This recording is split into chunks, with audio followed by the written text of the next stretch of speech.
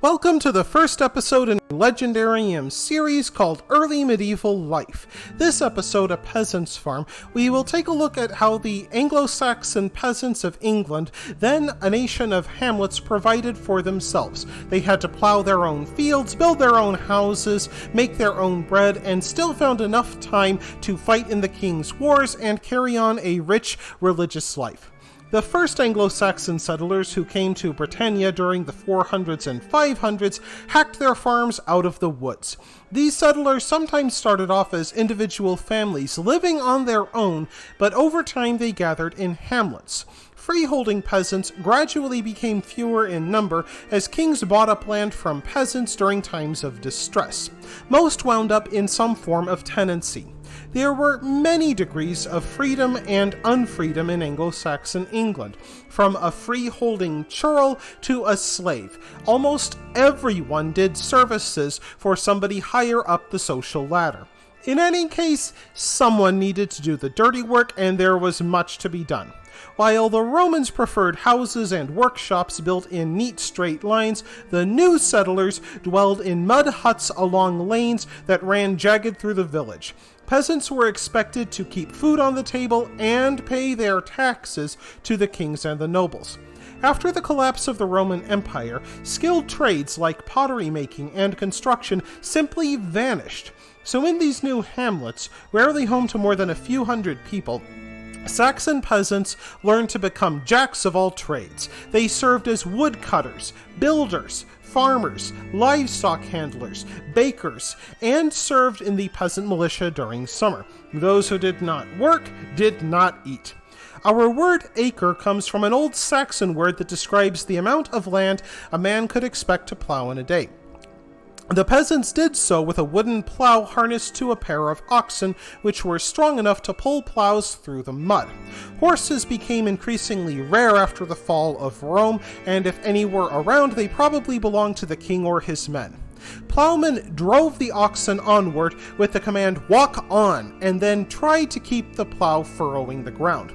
Their main problem would have been the lightness of the plow.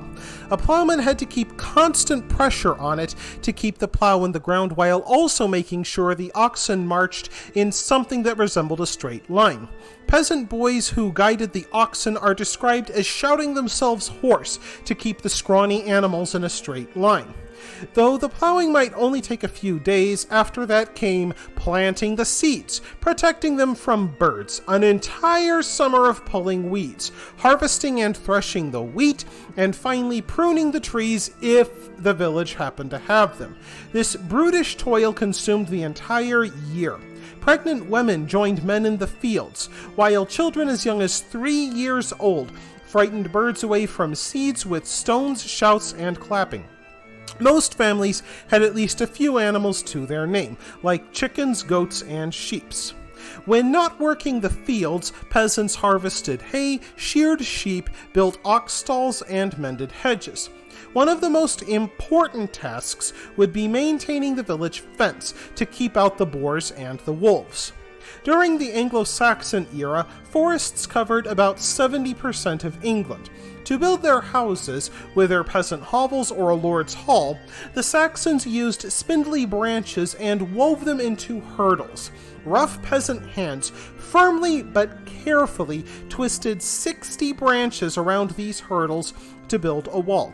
Constructing a house and fencing could easily take a couple of years on top of the usual farm work, which might explain why some medieval villages were inhabited for centuries. While sturdy, these wattle walls would not keep out winter wind. So for insulation, the peasants covered the wattle walls with daub, a mixture of water, mud, straw, and animal feces. Topsoil on the walls would easily crumble and fall off, and the animal feces helped to seal it up. A single house required buckets and buckets of oxen droppings. Peasants mixed the four substances together with bare hands, then stomped it into daub with their leaky boots. Finally, they slapped it onto the wattle walls and rubbed it into the fences from the bottom up to dry in the sun. Poor people shared their huts with pigs and sheep, divided only by a wooden screen. Many people slept on hay mattresses, with woolen blankets often crawling with lice and fleas. During the winter, the animal's body heat helped to warm the hut. Windows had no glass, and floors were often made of earth. Instead of candles, peasants often used rushlights, rushes dipped in animal fat. The toilet would be little more than a pit dug in the ground, surrounded by walls of wattle, and the seat a piece of wood with a hole cut into it. In the very early days of Anglo-Saxon settlement, villages assigned fields to families by lottery, judged the only fair way to divvy up the all-important farmland. In the fields, peasant men grew wheat, barley, oats, and rye, supplemented by beans and peas. When in season, peasants might also eat apples and pears.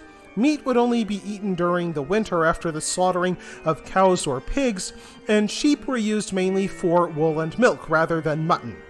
The preferred drink of the peasants was a weak form of sour ale, as the water was often more dangerous than booze. Peasant women often worked inside the house, but they found little leisure there. A peasant woman would have to spend 3 to 4 hours each day grinding the grain. Using a wheel-shaped quern and stone, they ground the wheat grains into flour used for baking.